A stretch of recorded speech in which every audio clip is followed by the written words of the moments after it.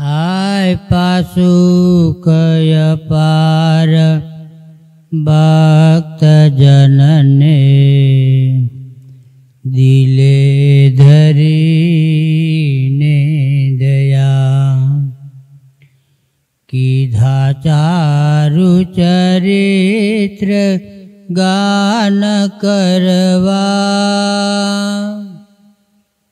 जेणे करुणा करी वंदु मंगल मूर्ति उरधरी सर्वोपरि श्री हरि। ओम श्री स्वामी नारायणाय नमो नमः। श्री पूर्ण पुरुषोत्तमाय नमो नमः।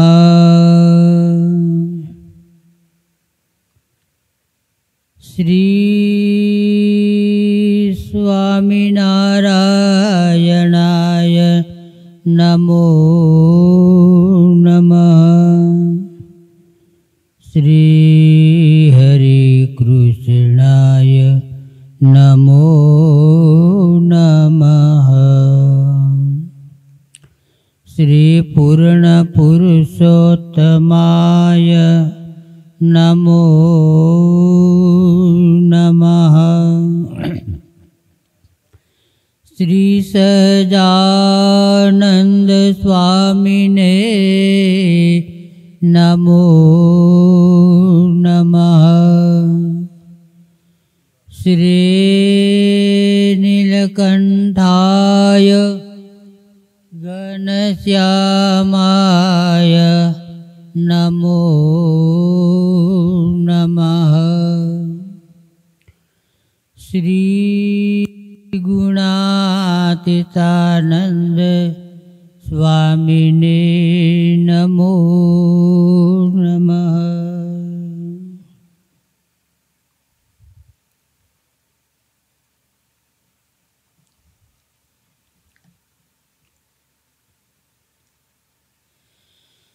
त्यारे प्रहलाद कहे पिताए सारुजी भणी सजे मां भलो थासे मारुजी एटलू वचन मानीस तमारो जे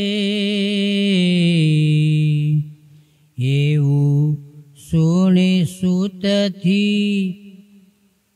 तेला अध्यारो जे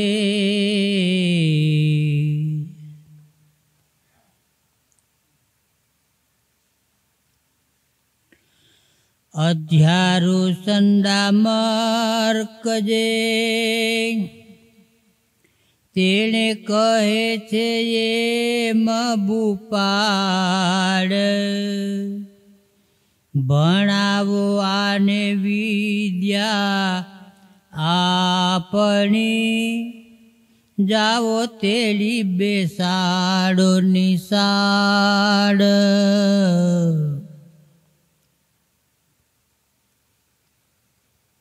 प्रहलाद जी एना पिता ने एम के छे के सारू पिताजी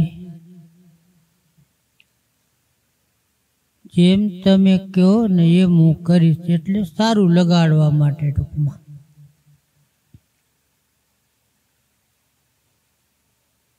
एने पाछुं एवुं कीधुं के हूँ भणीश पण जेवा मारू भलुं थाय ने एवुं हूँ भणीश एम के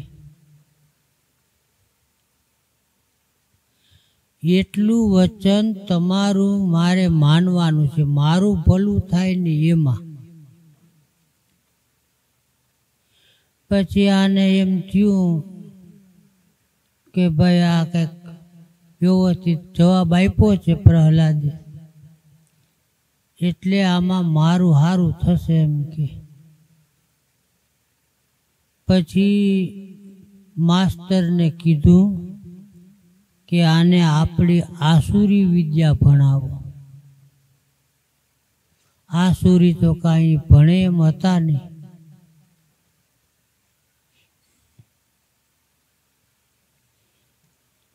પ્રહલાદ બેઠા પછી પઢવા, લખી આપ્યા આસુરી અંક. તેને તરત ટાળી લૈકા, નારાયણ થઈ નિશંક.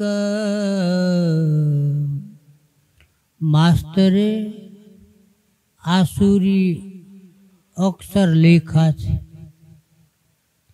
અને પ્રહલાદે એ અક્ષર ભૂસી અને ભગવાનનું નામ લખ્યું છે નારાયણ. એટલે આ માસ્તરને એમ થયું કે પરબારીજાને નારાયણનું નામ લખ્યું આપણા અક્ષર કાઢીને. એટલે સંદામર્ક સમજી ગયા કે આ ભણશે નહીં. છોકરાઓ નાના હોય ને પછી એના માવતર છે એ નિશાળે મૂકવા જતા હોય છે. દફતર લઈએ, છોકરું મોર હોય અને માવતર એના વાહે હોય. નિશાળે મૂકીને માવતર આમ વાહો વારે ને તો છોકરા એ વાહો વારે. માસ્તરને ખબર પડી જાય કે આવડો આ કાંઈ આપણું ભણશે નહીં, આ મજૂરી જ કરશે, આના ભાગમાં મજૂરી જ હશે. એમ માસ્તરને એમ થઈ ગયું કે આ આસુરી વિદ્યા તો ભણશે નહીં. અને જો નારાયણનું નામ ઈ લેહે અને બીજાને લેવરાવશે તો એક કરતા બીજાની બગાડશે આ. એટલે સંદામર્કે કીધું હિરણ્યકશિપુને કે ભાઈ આ તો આપણી વિદ્યા ભણે એવું નથી કે હવે તમે આનો કાંઈક ઉપાય કરજો, નકર પછી મને તમે કહેતા નહીં કે આપણી વિદ્યા ભણ્યો નહીં. પુત્રના પગ પારણામાં એમ કહેવાય છે. એમ ભક્ત હતા ને એટલે એ નાનપણથી જ એના સંસ્કારોથી જ એ બહાર આવી ગયા છે.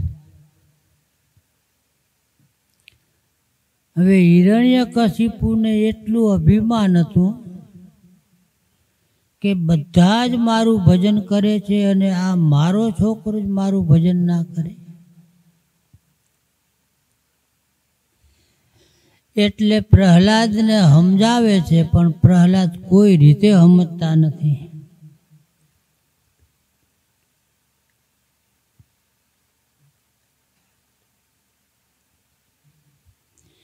ત્યારે સંદામર્ક જે કે સમજીએ ભાઈએ નહીં આપણું કામ, એ છે વેરી આપણાયતી તેહનું ન લખવું નામ. માસ્તર કે એ તો આપણા વેરી છે, એનું તે ક્યાં નામ લખ્યું. કેટલી પ્રજા બીતી હશે હિરણ્યકશિપુથી વિચાર કરો. ભગવાનનું નામ લખ્યું એના દીકરાએ અને માસ્તરે એવું કીધું કે એ તો આપણા વેરી છે, આનું નામે ન લેવાય. અને માથું જેનું ફરે ને ભાઈ, એ જાતો હોય ઉગમણો અને એને એમ લાગે કે હું આથમણો જાઉં છું. એમ આનું માથું ફર્યું છે શિક્ષકનું, એટલે કે આપણા વેરીનું નામ તે લખ્યું કે આ નામ રેવા દે કે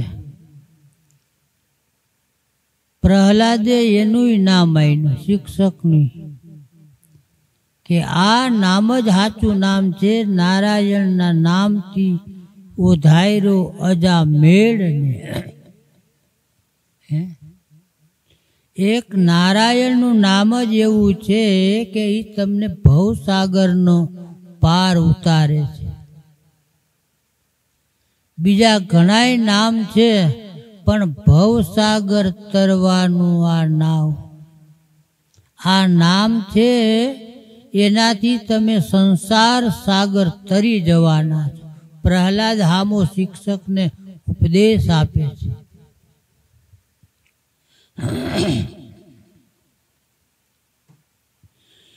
ત્યારે પ્રહલાદ કહે પાપી જનના હસે શત્રુ શ્રી ભગવાન.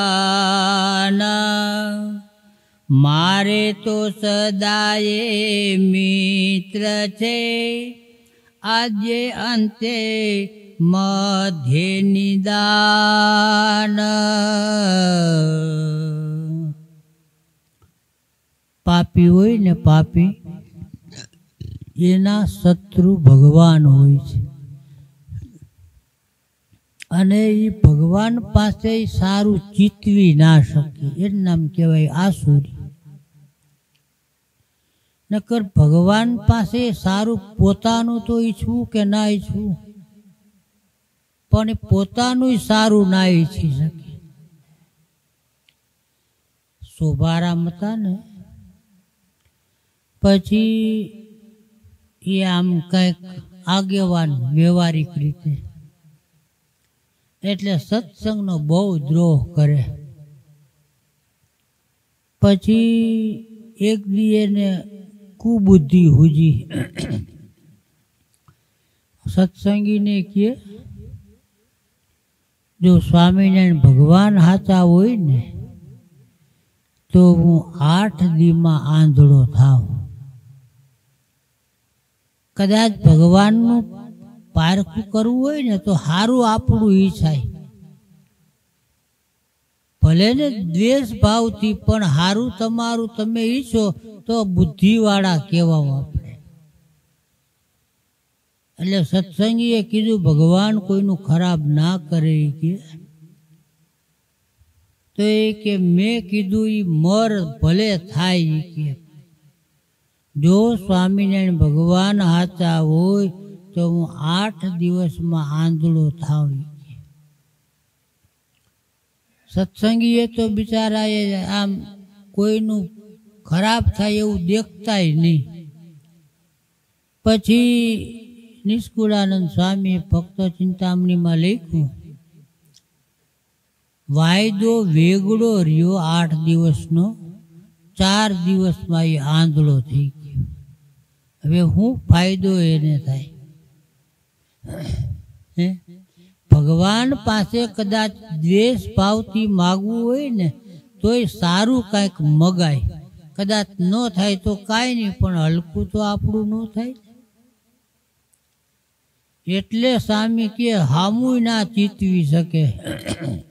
એમ જે આસુરી હોય ને, આસુરી એ બીજાનું તો ભલું ના ઈચ્છી શકે પણ પોતાનું ભલું ના ઈચ્છી શકે.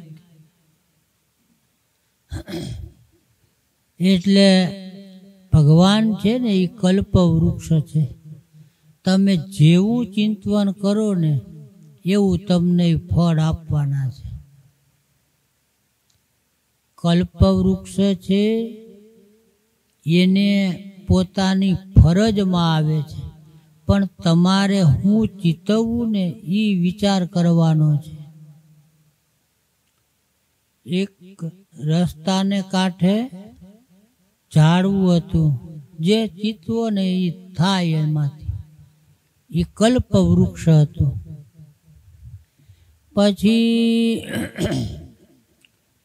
બ્રાહ્મણ આવ્યો. બ્રાહ્મણને તો લાડવા વાલા હોય, તડકાનો હાયલો આવતો હતો એટલે કડીક ત્યાં બેઠો કે જો લાડવા મળી જાય ને કે પાણી મળી જાય ને તો લાડવા ખાઈને પાણી પીને નિરાયતે અહીંથી હાલીએ. એને ખબર નથી કે આ કલ્પ વૃક્ષ છે અને જે સંકલ્પ કરશું ને એ સિદ્ધ થાય. લાડવા હાજર થઈ ગયા, લાડવા ખાઈને પાણી પીને હાલતોય થઈ ગયો. પછી ગરાસિયો આવ્યો. ગરાસિયાને શું વાલું હોય? ઘોડું વાલું હોય. બિચારો હાલતો હાલતો થાયકો તો ત્યાં બેઠો ઘડીક કે હાડું ઘોડું હોય ને એ કે તો અહીંથી બેહી નિરાયતે વયા જાય કે એમ ચિતવતા હતા. ઘોડું હાજર થઈ ગયું અને ઘોડા ઉપર બેસીને વયો પણ ગયો. એમ કરતા કરતા હુતાર આવ્યો. એટલે હુતારનું મન ક્યાં હોય? લાકડે. એટલે કે ડાયર બહુ સારી છે કે ધોરું થાય એવી છે. બિચારાને એને તો કઈ ખબર નથી કે આ કલ્પ વૃક્ષ છે. એટલે કુવાડો હોય ને એ કે તો કાપી લઉં અને વયો જાવ લઈને. કુવાડો હાજર થઈ ગયો, જોયું તો. અને કમ ભાગ્યે એને સંકલ્પ એવો થયો કે ક્યાંક કુવાડો પડે ને ડોકી કપાઈ જાય નહીં. કુવાડો પડ્યો અને ડોક ઉપર પડ્યો ને ડોકમાં લાગ્યું, અડધું નોકું થઈ ગયું. કલ્પ વૃક્ષમાં તમારે ચિતવું હોય ને તો સારું ચિંતન કરવું. આ મનુષ્ય દેહ છે ને એ ચિંતામણી તુલ્ય છે. શાસ્ત્રમાં કલ્પ વૃક્ષ સમાન છે. તમે જો એમાંથી સારું ચિતવશો, તમારો ધ્યેય સારો હોય છે ને તો તમારું આત્યંતિક કલ્યાણ એમાંથી થવાનું છે. અને જો ઓલા શોભારામની ઘોડે તમે સારું નહીં ચીતવો ને તો આખી જિંદગી આંધળો થવાનો છે. એમ આપણે શરીર ભગવાને આપણે આપ્યું છે, પણ એ શરીરનો આપણે વ્યય શું કરવો છે? હે, આને આ દેહ કરીને જમપુરીમાં જાય એવું કર્મ થાય છે. આને આ દેહ કરીને ભગવાનના ધામની પ્રાપ્તિ પણ થાય છે. મધ્યનું 45નું વચનામૃત. મહારાજ કે ભગવાન અને ભગવાનના સંતને કુરાજી કરે ને તો એમાં સ્વર્ગમાં ગયા જેવા કર્મ હશે ને તો એ ટળી જશે અને નરકમાં પડવું પડશે. નરકમાં ગયા જેવા તમારા કર્મ હશે અને ભગવાનનું ને સંતનું જો સારું બોલશે તો મહારાજ કે એના ઓલા કર્મ નબળા નાશ થઈ જાય અને ભગવાનના સ્વર્ગની એને પ્રાપ્તિ થશે. એટલે મનુષ્ય દેહથી જે કરવું હોય એ થાય. સારું થાય છે અને નબળું થાય છે. આપણા ઉપર આધાર છે કે આપણે કેવું ચિંતન કરવું.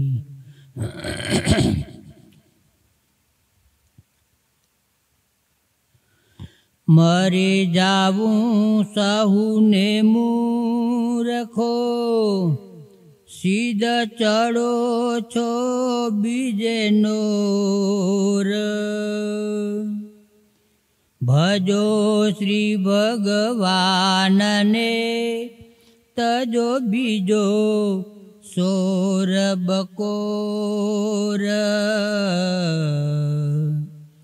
આ રસ્તો બીજાને પ્રહલાદી એવું કહે છે કે ઈ રસ્તો રહેવા દ્યો, ઈ રસ્તામાં તમારું મોત છે અને ભગવાનને રસ્તે બધાએ હાલો ને તો એમાં તમારો મોક્ષ છે. પણ છતાંય આ જીવ એવો અવરો છે કે મોક્ષ ના છે. નરકમાં જવું હોય ને એ સારું લાગે. સ્વામી કહેતા જે છાણનો કીડો હોય ને એને તમે બહાર કાઢો ને તો એ પાછો છાણમાં જઈને જ પડે. એમ જે યમપુરીના અધિકારી હોય ને એમાંથી તમે એને કાઢવાના પ્રયત્ન કરો ને તો એ પાછા જમપુરીમાં જઈને જ ભળે, બીજે ક્યાંય ના જાય.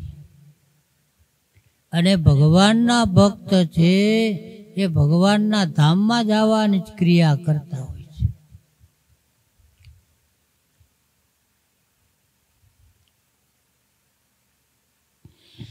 જેને ભય જે જગ જીતી જાય અને થાય સુખી યા સદાય, તેને તજી બીજું બોલે, તેને તજી બીજું બોલે જે હ તે કૃતજ્ઞ કેવાય.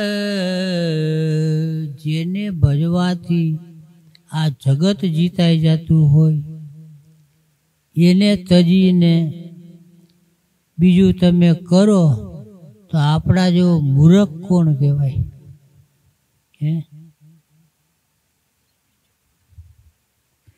કૃતજ્ઞ કહેવાય. કર્યા કર્મને ન જાણે એને મહારાજે વચનામૃતમાં કૃતજ્ઞ કર્યો છે. મહારાજ વનમાં ફરતા હતા. ફરતા ફરતા સેતુબંધ રામેશ્વરના રસ્તે મહારાજ નીકળ્યા. સેવકરામ નામનો સાધુ મળ્યો. મહારાજ આગળ બિચારો રોવા લઈ ગયો. માંદો પડ્યો છું, સેવા કોઈ કરતું નથી, ચાકરીનો કરનારો નથી. એટલે મહારાજને દયાળુ સ્વભાવ હતો. દુખ્યો ન ખમાય દયા આણી રે, અતિ આકડા થાય અન્ન ધન વસ્ત્ર આપી રે. દેખી ન ખમાય દયા આણી રે, અતિ આકડા થાય અન્ન ધન વસ્ત્ર આપી રે. આની પાસે 1000ની સોનામોર હતી પણ સેવાનો કરનારો નહીં એટલે લાચાર. રૂપિયાને કઈ બાફી ખવાય? અનાજ હશે કે કઈ પદાર્થ હશે તો એ તમે ખાઈ શકશો. લોભીઓ બહુ હતો. મહારાજે એને આશ્વાસન આપ્યું અને કીધું કે ભાઈ તારી ચાકરી અમે કરશું. લોહીખંડ પેટ બેસણું થયું અને એક હાથ કેળના પાંદડાની મહારાજ એને પથારી કરી દેતા.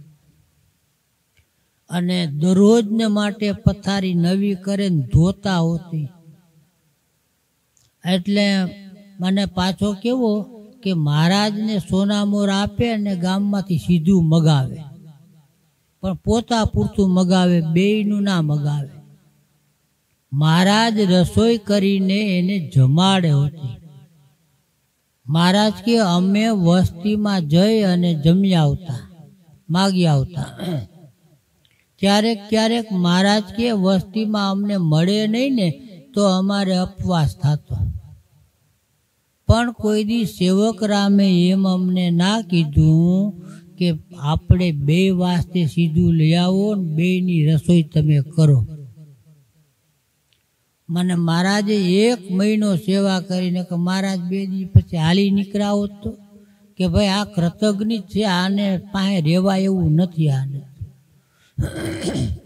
પછી હાજો થયો, લાકડી લઈને માળા લઈને હાલે. મહારાજ કે મણ 1નો ભાર અમારી પાસે ઉપડાવતો. એટલે હોનામોરો શું કામની ભાઈ? કાંઈ કામ આવી ને એમ ભગવાનના ભક્ત હોય ને ભાઈ, જો કૃતજ્ઞ લાગતા હોય ને આપણને કે આની હારે વ્યવહાર કર્યા જેવા નથી, તો ચેતેથી એને હાથ જોડ. ભગવાનના ભક્તનું લક્ષણ એ કહેવાય કે જેમ સંબંધીને દુઃખ આવે ને એમ ભક્તને દુઃખ આવે તો એના દુઃખમાં ભાગ લે. મહારાજે એને કર્યા કૃત્યને ન જાણી કૃતજ્ઞ જાણી એનો મહારાજે ત્યાગ કરી દીધો સેવક રામનો. વ્યવહારમાં આપણે સંબંધીને દુઃખ આવ્યું હોય, ઘરવાળાને દુઃખ આવ્યું હોય, છોકરાને દુઃખ આવ્યું હોય તો આપણે ના હોય તો વ્યાજે લઈ આવીને પણ આપણે એને મદદ કરીએ ને. એમ ભગવાનના ભક્તમાં એવું હેત કરો તો એને છતે દેહ જ અક્ષરધામમાં બેઠો છે, પણ ભગવાનના ભક્તને માટે નથી થતું. મુક્તાનંદ સ્વામીએ મહારાજને પ્રશ્ન કર્યો. મહારાજને કે મહારાજ, જેવી નિર્વિકલ્પ સમાધિમાં ભગવાનના ભક્તને સુખ અને શાંતિ વર્તે એવી દેહમાં કેમ વર્તે? આ દેહમાં અત્યારે અહીંયા છે એને કેમ વર્તે? ત્યાં મહારાજે ઉપાય બતાવ્યો છે કે જેવું સંબંધીમાં હેત છે એવું ભગવાનના ભક્તમાં હેત થાય તો નિર્વિકલ્પ સમાધિમાં જેવું સુખ અને શાંતિ વર્તે એવું આ દેહમાં વર્તતા છતાં સુખ અને શાંતિ વર્તે. જો હવે સમાધિનું સુખ જોતું હોય તો ભગવાનના ભક્તમાં હેત કરવું. અને આપણા જેવા જ છે. સ્વામી કે ભગવાનના ભક્ત રૂખડિયા છે, પણ એનાથી અક્ષરધામમાં જવાય. મહારાજે 73ના વચનામૃતમાં સંતો આરે બહુ રકઝક કરી છે. મહારાજ કે તમે અક્ષરધામના જે મુક્ત છે એને આની હારે કેમ હરખાવો છો? એ કે સંતો કે મહારાજ ઓઈલા મુક્તથી ત્યાં નહીં જવાય, આ મુક્ત મળશે ને તો અહીંથી અક્ષરધામમાં જવાય. મહારાજ કે અહીં તો ગાર માટીના ઘર છે ને પડી જાય એવા હોય, તોય સંતો કે મહારાજ એ આ છે ને એ ઓનો બેટો કરાવશે. પછી મહારાજે બહુ મહેનત કરીને પણ સંતો એકના બે ન થયા. પછી મહારાજે કીધું કે બરાબર છે, તમે જે સમજો છો ને એમ જ છે. કે આ ભક્તનો તમે યોગ રાખશો ને તો આયના સંગથી ઓલા અક્ષરધામના મુક્તની પ્રાપ્તિ થાય, પણ અક્ષરધામના મુક્તથી આ મુક્તની પ્રાપ્તિ નહીં થાય. એટલે કહેવાનું એ છે કે ભગવાનના ભક્ત અહીંયા જે છે ને એનો મહિમા મહારાજ કે સમજો તો અક્ષરધામના મુક્તનો ઈ મેળાપ કરાવે. સહજાનંદ સ્વામી મહારાજની જય.